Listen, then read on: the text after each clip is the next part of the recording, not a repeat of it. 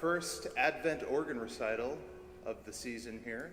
I'm very pleased to have Dr. Stuart Forster here. We were sort of neighbors in a way for a couple decades, but never met each other. And now that we're neighbors again, I thought I'd bring him in here to come open up our Advent organ recital season. Just a couple housekeeping things. You can get a copy of the Great Music Series brochure in the back. I think I have a few left here. I'll try to find some more. But also in your program booklet, you can see towards the back some upcoming events there. The most imminent would be on Sunday, December 4. We'll have Advent Lessons and Carols, which is a nice way to start off the season of Advent. There are bathrooms right out this door. If they're locked, the code is 2022. And don't tell anyone else, all right?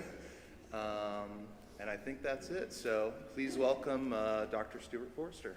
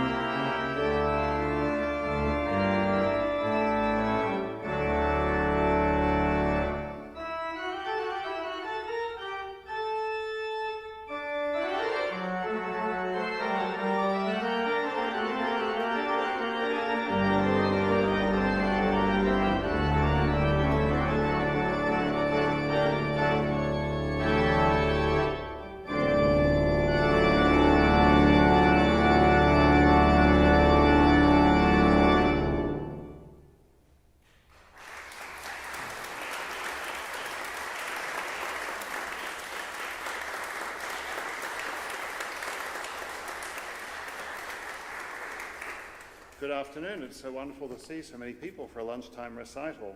So as Sam said, this is an Advent recital, so I decided to play a whole recital of Advent music, which means music that's based on the hymns that many of us sing through the season of Advent. That first piece, composed by Dietrich Buxtehude. Buxtehude was one of Bach's great mentors. Bach, in fact, took months off work to walk and go and study with Buxtehude. Nearly lost his job over it, but utterly worth it.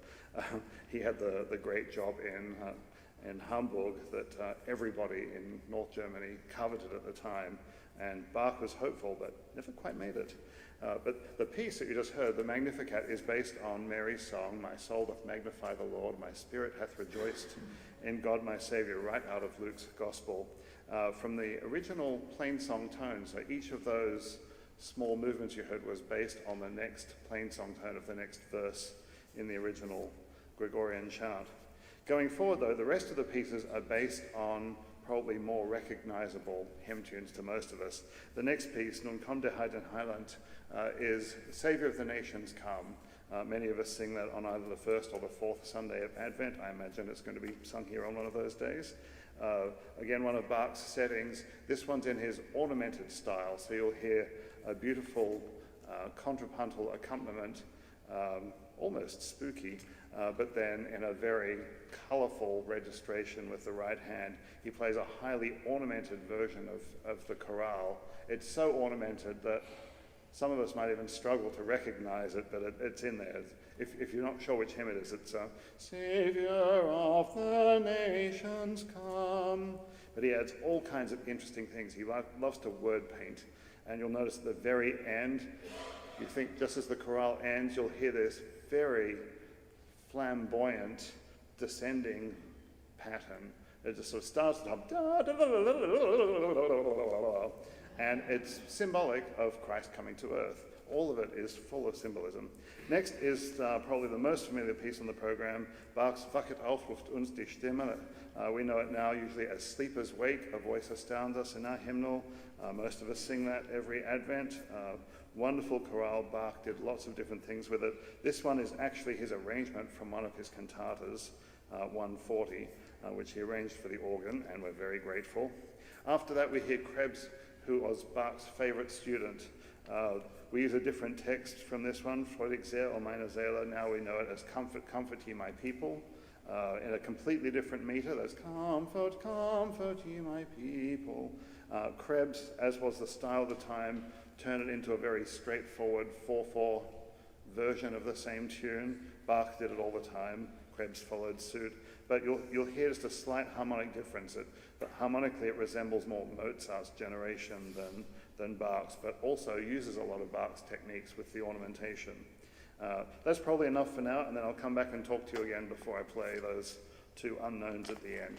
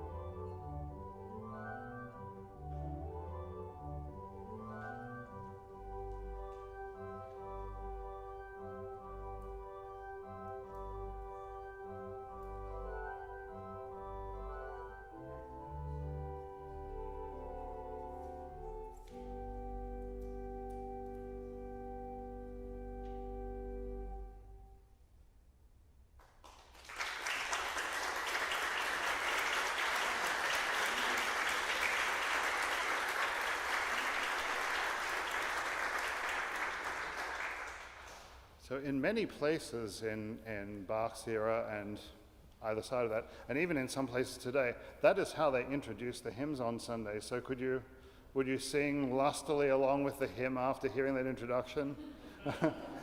I like to know what the hymn is, but they're gorgeous pieces, and when you know what you're listening for, they're really fascinating to pull apart and hear how the accompaniment is made up of different parts of the melody and all the different compositional techniques that go into it. For the last two pieces, still Advent tunes, but a very different style. A few years ago, St. James Music Press was commissioning a brand new lessons and carols for the season of Advent. There's already an excellent one, but they decided they wanted at least a plan B for people who'd used the same one for a long time. And so they commissioned the canon from Salisbury Cathedral to write some new prayers and various composers to write anthems and carols for the service. And they asked me to write arrangements of the opening and closing hymn, which were Come Thou Redeemer of the Earth and Lo He Comes with Clouds Descending, which I did very happily. I love doing that. And then they said, oh, we need a prelude and postlude too. Why don't you do that? And I thought, well, how hard could that be, really? So I hadn't written original organ music before. I'd written plenty of choral music and hymn arrangements and orchestral transcriptions, but not original organ music. So these are the first two I've ever written. The first one is a meditation on O Come, Emmanuel. It's designed to be the atmosphere setter before the service. So it's very ethereal, and it starts with riffs on the opening motive of O Come, O Come, Emmanuel. I'm jumping ahead of myself. And then as the piece develops gently, in the middle there's kind of a trio where each hand and the pedals are playing different parts of the melody at the same time in different keys, and kind of plays around with the modes. And the idea isn't that you're listening exactly to every note, but your mind is reminded of different parts of the melody. And then it ends on an unresolved chord. You'll hear the final rejoice, rejoice from the refrain, from a couple of flutes. But the idea is it's meant to say, this is the beginning. This is a new beginning. It's not meant to be the end of anything. And then the final piece on the program is the piece that was written to be the postlude. It's a toccata in the French style on the hymn, Lo He Comes with Clouds Descending. You'll hear, it's, for those of you who are musicologists, it's textbook sonata allegro form. So there are two themes. The first one is the first phrase of the hymn,